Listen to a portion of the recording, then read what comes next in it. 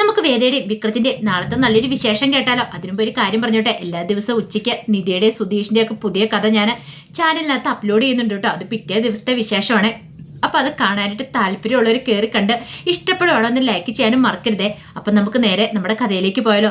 അങ്ങനെ നമ്മൾ കാണുന്ന വല്ലാതെ ടെൻഷനോട് കൂടിയിട്ട് മാഷ് മുറിയിലിരിക്കുവാണ്. ആ സമയത്ത് കമല അങ്ങോട്ടേക്ക് വരുന്നത്. കമല വന്നിട്ട് ചോദിച്ചു, അല്ല മാഷ് ഉറങ്ങിയില്ലെന്ന് ചോദിക്കുക.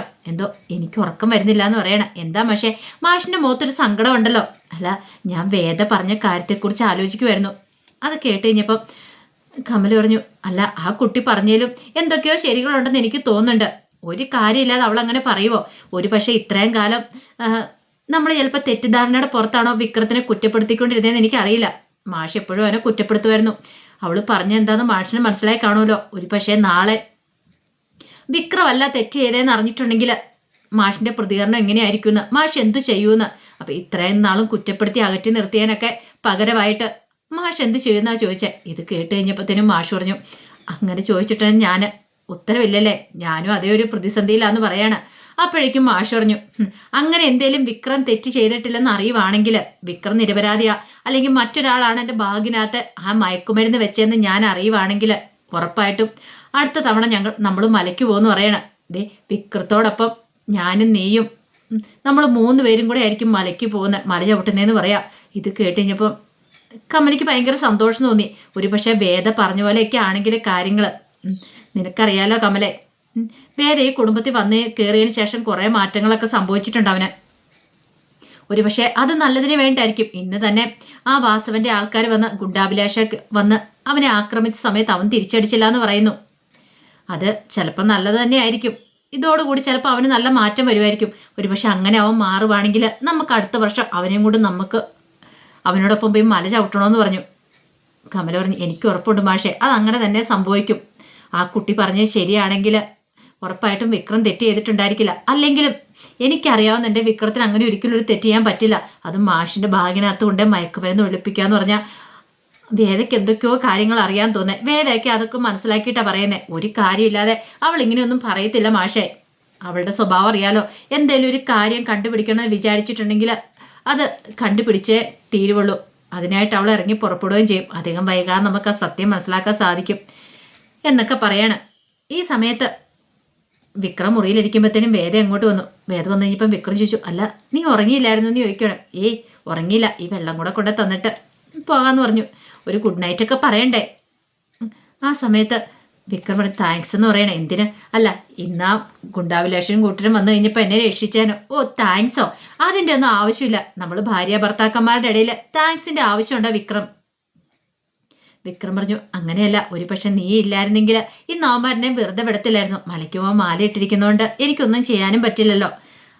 ആ സമയത്ത് വേദ പറഞ്ഞു, ഏയ് അങ്ങനൊന്നും പറയല്ലേ, ഞാനല്ലേ നിർബന്ധിച്ച് വിക്രത്തെ കൊണ്ട് മാല ഇടിച്ചേ. വിക്രത്തിന് മനസ്സിലായിരുന്നിട്ട് പോലും ഞാൻ നിർബന്ധിച്ച് അയച്ച കാര്യമാണ്. അപ്പം അതിനകത്തൊരു ചെറിയ കുറ്റബോധം എനിക്കുണ്ട്. പിന്നെ ഒരു കാര്യം, ഞാൻ കാരണമാണല്ലോ ഇങ്ങനെ വിക്രത്തിന് ഉണ്ടായെന്ന് ഓർത്തിട്ട് വിക്രം വിഷമിക്കൊന്നും വേണ്ട കേട്ടോ. അത് കേട്ടപ്പോൾ വിക്രം പറഞ്ഞു, അങ്ങനെ എന്തിനാ നീ പറയണേ? ശരിക്കും പറഞ്ഞാൽ ഞാൻ മാലയിട്ടതിന് ശേഷം ഈ കുടുംബത്തിലൊരു സന്തോഷമൊക്കെ കാണുന്നേ. പഴയതുപോലെ തന്നെ കുടുംബത്തിലൊരു സന്തോഷമൊക്കെ വന്നു തുടങ്ങിയിട്ടുണ്ട്. അത് കേട്ടപ്പോൾ വേദ പറഞ്ഞു, അതെനിക്ക് മനസ്സിലായി. പക്ഷേ എങ്കിലുണ്ടല്ലോ, ഈ കുടുംബത്തിലെ സന്തോഷം ഇല്ലാതാക്കിയതാരാ? വിക്രമാണോ? അല്ലല്ലോ, അതിന് വേറെ ചിലരുണ്ടായിരുന്നല്ലോ. ഞാൻ ചില കാര്യങ്ങളൊക്കെ തീരുമാനിച്ചിട്ടുണ്ട്. എന്താണെങ്കിലും ഉള്ള സത്യാവസ്ഥ എനിക്ക് തുറന്നു പറഞ്ഞാൽ മതിയാവുള്ളൂ. അച്ഛനും അമ്മയെങ്കിലും വിക്രത്തിന് നിരപരാധിത്വം അറിയണം. അത് കേട്ടപ്പോൾ വിക്രം പറഞ്ഞു, വേണ്ട വേദ, ഇപ്പോഴുള്ള ഈ സന്തോഷം നമ്മൾ തല്ലിക്കിടത്തേണ്ട കാര്യമുണ്ടോ? അത് അച്ഛൻ അറിഞ്ഞിട്ടുണ്ടെങ്കിലോ എന്നും പറഞ്ഞുകൊണ്ട് അതെല്ലാ കാലം മറച്ചു വെക്കാന്നാണ് വിചാരിച്ചുകൊണ്ടിരിക്കുന്നത്. വിക്രം പറഞ്ഞു, വേണ്ട, കഴിഞ്ഞത് കഴിഞ്ഞു. ഇനിയിപ്പോൾ അതിനെക്കുറിച്ച് നമ്മൾ ചിന്തിക്കേണ്ട കാര്യമില്ല. മറന്നു കളഞ്ഞ കാര്യങ്ങളൊക്കെ കുത്തിപ്പൊക്കി വീണ്ടും അത് ഊതിപ്പെരിപ്പിച്ച് വീണ്ടും ഒരു പ്രശ്നം ഉണ്ടാക്കാനായിട്ട് എളുപ്പമാണ്. ഭേദ പറഞ്ഞു, ശരി ആയിക്കോട്ടെ, അങ്ങനെയാണെങ്കിൽ ഞാൻ ഒരു കാര്യം പറയാം. മലയ്ക്ക് പോയി വന്നതിന് ശേഷം ആ ശ്രീനിവാസനുമായിട്ടുള്ള എല്ലാ ഇടപാടുകളും കൂട്ടുകെട്ടുകളും നിർത്താൻ പറ്റുമോ? അങ്ങനെ എനിക്ക് വാക്ക് തരുവാണെങ്കിൽ ഞാൻ അച്ഛനോടൊന്നും പറയുന്നില്ല. ശ്രീനിവാസനുമായിട്ടോ അല്ലെങ്കിൽ വേറൊരു ചീത്ത കൂട്ടുകെട്ടുകളിലും വിക്രം പോയി ചാടാൻ പാടില്ല. അങ്ങനെ എനിക്ക് വാക്ക് തരണമെന്ന് പറഞ്ഞു. അത് കേട്ടും വിക്രം പറഞ്ഞു, അത് പിന്നെ വാക്ക് തരാൻ ബുദ്ധിമുട്ടുണ്ടല്ലേ. മലയ്ക്ക് പോകാൻ മാലയിട്ടിങ്ങനെ സ്വാമിയാ, കള്ള വാക്ക് തരാൻ പാടില്ല. പിന്നെ ഒരു കാര്യം, വിക്രം എനിക്ക് വാക്ക് തന്നില്ലെങ്കിൽ എനിക്ക് എന്താണെങ്കിലും ചില കാര്യങ്ങളൊക്കെ അച്ഛനോടും അവരോടൊക്കെ പറഞ്ഞേ മതിയാവുള്ളൂ. വിക്രം എത്ര കാലം എന്ന് വെച്ചാൽ എല്ലാവരുടെ മുന്നിൽ തെറ്റുകാരനായിട്ട് തലകുണിച്ചിരിക്കുന്നത്. അതിൻ്റെ കാര്യമില്ല, വിക്രത്തിനെ കുറ്റക്കാരനാക്കിക്കൊണ്ട് മറ്റുള്ളവർ ഇവിടെ സൂചിച്ച് ജീവിക്കുന്നു. എന്തിനാ? അതിൻ്റെ ഒരു കാര്യമില്ല എന്നൊക്കെ പറഞ്ഞിട്ട് വേദ അങ്ങോട്ടേക്ക് ഇറങ്ങിപ്പോയി. വിക്രത്തിന് മനസ്സിലായി അവളങ്ങനെ വിട്ടുകൊടുക്കില്ല എന്നുള്ള കാര്യം. പിന്നീട് പിറ്റേ ദിവസം വേദ മുറ്റത്ത് നിൽക്കുന്ന സമയത്താണ് അച്ചമ്മ അങ്ങോട്ടേക്ക് വരുന്നത്.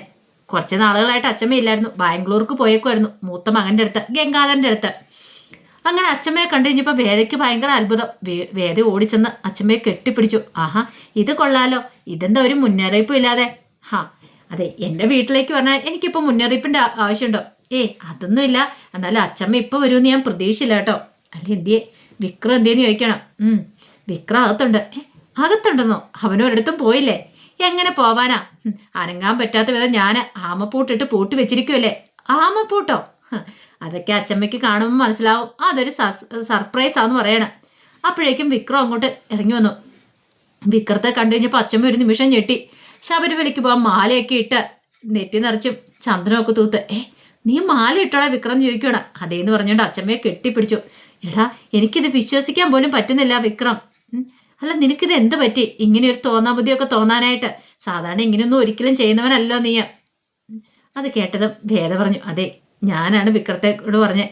അങ്ങനെ ഞാൻ പറഞ്ഞുകൊണ്ടാണ് വിക്രം മാല ഇട്ടെന്ന് പറയാം. കൊള്ളാം, മിടുക്കി, നിന്നെ എത്ര അഭിനന്ദിച്ചാലും മതിയാവില്ലെന്നും പറഞ്ഞുകൊണ്ട് വേദയെ കെട്ടിപ്പിടിക്കുകയാണ്. ഇതിൻ്റെ ക്രെഡിറ്റ് നിനക്കൊള്ളാമെന്നും പറഞ്ഞുകൊണ്ട്. അപ്പോഴേക്കും മാഷും കമലയൊക്കെ അങ്ങോട്ടേക്ക് ഇറങ്ങി വന്നു. അവർക്കും ഭയങ്കര സന്തോഷമായി. ആ സമയം കമല വെച്ച്, എങ്ങനെയുണ്ടമ്മ അവിടെ? ഗംഗാധരനും മാലതിക്കൊക്കെ സുഖമാണെന്ന് ചോദിക്കാം. അവിടെയൊന്നും ആർക്കും വലിയ പ്രത്യേകിച്ച് വിശേഷങ്ങളും കാര്യങ്ങളൊന്നും ഇല്ല. പക്ഷെ ഇവിടുത്തെ വിശേഷം അതെന്നെ അത്ഭുതപ്പെടുത്തി കഴിഞ്ഞെന്ന് പറഞ്ഞു. കമല പറഞ്ഞു, അതെ, വേദ വന്നതിന് ശേഷം ഇങ്ങനെയുള്ള മാറ്റങ്ങളൊക്കെ അതൊരു നല്ല മാറ്റം തന്നെയുള്ളൂ, ചെറിയ മാറ്റമൊന്നും അല്ലോ എന്ന് പറയണം. അപ്പോഴേക്ക് ശ്രീജ നന്ദിനിയൊക്കെ ഇറങ്ങി വന്നു. നന്ദിനിയുടെ മുഖമൊക്കെ അങ്ങോട്ട് മാറി. എൻ്റെ പൊന്നു ദൈവമേ, ഇവിടെ ഉള്ളതുങ്ങളെ തന്നെ സഹിക്കാൻ പറ്റുന്നില്ല. അപ്പോഴാണ് ഒരെണ്ണോടെ കെട്ടിയെഴുന്നള്ളി ഇങ്ങോട്ട് വന്നിരിക്കുന്നത്. ഇനി തൻ്റെ കാര്യം കട്ടപ്പോക. തനിക്ക് ഇരിക്കാനും നിൽക്കാനും പറ്റില്ല. അച്ചമ്മ വന്നാൽ പിന്നെ തന്നെ ഒരിടത്ത് ഇരുത്തില്ല. വേദയെ പിടിച്ച് അടുത്തിരുത്തി വർത്താനം പറഞ്ഞുകൊണ്ടിരിക്കും. തനിക്ക് പണി തരുകയും ചെയ്യും. നന്ദിനിയുടെ ആ നിപ്പ് കണ്ടപ്പോൾ അച്ചമ്മ ചോദിച്ചു, എന്താടി നന്ദിനി, ഞാൻ വന്ന് നിനക്ക് ഇഷ്ടപ്പെട്ടില്ല എന്ന് തോന്നല്ലോ, നീ ഒരു വല്ലാത്ത നോട്ടം നോക്കുന്നേ. അങ്ങനെയൊന്നുമില്ല അച്ചമ്മേ. അച്ചമ്മ വന്ന് എനിക്ക് ഭയങ്കര സന്തോഷമായി. ഞാൻ അതിനെക്കുറിച്ച് ആലോചിച്ചാ. അതെനിക്ക് മനസ്സിലായി. നിന്റെ മുഖത്ത് ആ സന്തോഷം തെളിഞ്ഞു കാണുന്നുണ്ട്. അല്ല, നിന്റെ കെട്ടിയോൻ എന്തിയേ? അത് വിനയേട്ടന് പുറത്തു പോയിരിക്കും. അല്ലെങ്കിലും അവനിവിടെ ഇരിക്കത്തില്ലോ അല്ലേ, പുറത്തായിരിക്കും എപ്പോഴും. പക്ഷെ ഇങ്ങനെ നടക്കുന്നിട്ട് വല്ല പ്രയോജനമുണ്ടോ? അവന് പ്രയോജനം കാണുമായിരിക്കും, കുടുംബത്തിന് പ്രയോജനം ഇല്ലെന്നേ ഉള്ളൂ.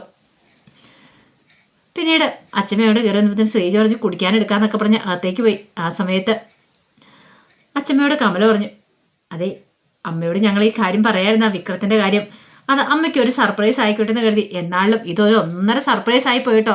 ഞാൻ ഇത്രയ്ക്ക് പ്രതീക്ഷിച്ച കാര്യമൊന്നും ആയിരുന്നില്ലെന്ന് പറയണം. പിന്നീട് അച്ചമ്മയും കൂട്ടിക്കൊണ്ട് വേദ മുറിയിലേക്ക് പോകാം. അങ്ങനെ സംസാരിക്കുന്ന സമയത്ത് അച്ചമ്മ പറഞ്ഞു, മോളെ, ഞാനോർത്തു ഒരിക്കലും ഇങ്ങനെ സംഭവിക്കില്ലെന്ന്. കാരണം ഇതൊരു നല്ല തുടക്കമായിട്ട് എനിക്ക് തോന്നി. അതേ അച്ചമ്മേ, കാരണം വിക്രത്തിനെ മാറ്റിയെടുക്കണമെന്ന് എനിക്കും ആഗ്രഹമുണ്ട്. പഴയ വിക്രമായിട്ട് മാറ്റിയെടുക്കണമെന്ന്. ഇത് കേട്ട് കഴിഞ്ഞപ്പോൾ അച്ഛൻ പറഞ്ഞു, അത് നല്ലൊരു കാര്യമല്ലോ. അങ്ങനെയാണ് നിന്നോടൊപ്പം ഞാനും ഉണ്ട്, ഞാനും കൂടാന്ന് പറയണം. കാരണം നിന്റെ വിക്രത്തെ ആ പഴയ വിക്രമായിട്ട് മാറ്റിയെടുക്കണം, സുധാകരൻ്റെ മകനായിട്ട്. കാരണം സുധാകരൻ്റെ മകനും അവനും തമ്മിലുള്ള ആ ബന്ധവും കൂട്ടുകെട്ടും നിനക്കറിയത്തില്ലോ. അതിന് പല ടെക്നിക്സും കാര്യങ്ങളൊക്കെ ഉണ്ട്, അതൊക്കെ ഞാൻ പറഞ്ഞുതരാം. വീണ്ടും ആ ബന്ധം അതുപോലെ തന്നെ ശക്തിയായിട്ട് മുന്നോട്ട് വരണം എന്നൊക്കെ പറഞ്ഞു. അതിനുശേഷം അച്ഛൻ ബാഗ് തുറന്ന് കുറച്ച് സാധനങ്ങളൊക്കെ എടുക്കണം. ഇതെന്താ? അതെ, നിനക്കൊക്കെ വേണ്ടി ഞാൻ ഗിഫ്റ്റ് മേടിച്ചുകൊണ്ട് വന്നാ. ഗിഫ്റ്റോ? അതെ എന്ന് പറഞ്ഞിട്ട് അച്ഛൻ കുറച്ച് വളയെ മാലയൊക്കെ എടുത്ത് കാണിക്കണം. ഇതൊക്കെ എനിക്കാണോ? പിന്നല്ലാതെ ശ്രീജയ്ക്കും കൊടുക്കണം എന്നൊക്കെ പറയണം. നന്ദിനിക്കും ഉള്ളതുണ്ടെന്ന് പറഞ്ഞു. ഈ സമയത്ത് വേദയ്ക്കും ഭയങ്കര സന്തോഷമായി. അപ്പോഴേക്കും നന്ദിനി അങ്ങോട്ട് വന്നു. നന്ദിനി ആ കാഴ്ച കണ്ടു. നന്ദിനിക്ക് അങ്ങോട്ട് സഹിച്ചില്ല. അച്ഛമ്മയെല്ലാം കൂടെ അവൾക്ക് വാരിക്കൊരു കൊടുക്കുവാന്ന് തോന്നേ. പിന്നീട് നന്ദിനി അങ്ങോട്ട് നോട്ടിച്ചു, അല്ല ഇതെന്താ അച്ഛമ്മേന്ന് ചോദിക്കുകയാണ്. ഇതോ, ഞാൻ അവിടെ നിന്ന് ഇത്ര ദൂരം വരുന്നതല്ലേ, അപ്പം നിങ്ങൾക്ക് എന്തെങ്കിലും വാങ്ങിച്ചുകൊണ്ട് വരണ്ടെന്ന് കരുതിയിട്ട് വാങ്ങിച്ചുകൊണ്ട് വന്നാ. കൊള്ളാലോ, ഞാനൊന്ന് നോക്കട്ടെ എന്നൊക്കെ പറഞ്ഞെടുത്തു. അച്ഛമ്മ ഇതെനിക്ക് തരുമോയെന്ന് ചോദിച്ചാ. അപ്പോഴേക്കും വേദ പറഞ്ഞു, നന്ദിനി എടുത്തോ എന്ന് പറയണം. അത് കേട്ടപ്പോൾ നന്ദിനിക്ക് ഭയങ്കര സന്തോഷം.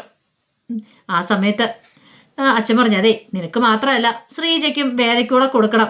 നിന്റെ സ്വഭാവം ശരിക്കും അറിയാവുന്നതുകൊണ്ടാ പറയണേ. അല്ലെങ്കിൽ എനിക്കാണല്ലോ അച്ഛമ്മയ്ക്ക് എന്തെങ്കിലും തരാൻ ബുദ്ധിമുട്ട്, അവർക്കൊന്നും കൊടുക്കുന്നതിന് ഒരു ബുദ്ധിമുട്ടില്ലോ.